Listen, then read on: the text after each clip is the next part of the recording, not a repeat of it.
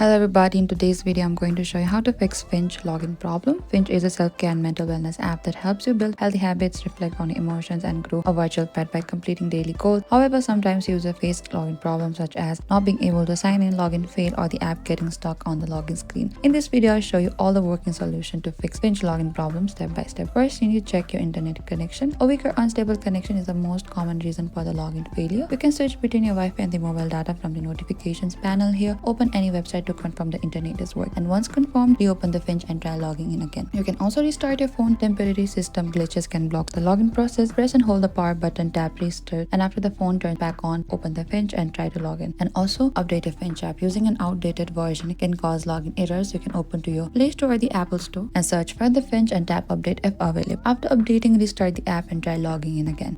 And make sure to log in using the correct method. Make sure you're using the same login method you used when creating your account, email login, Google account, Apple ID. And that is it. Thanks for watching this video. I hope I could help you. Don't forget to like, share and subscribe. If you have any trouble or confusion, please comment down below and we will reach out to you very soon.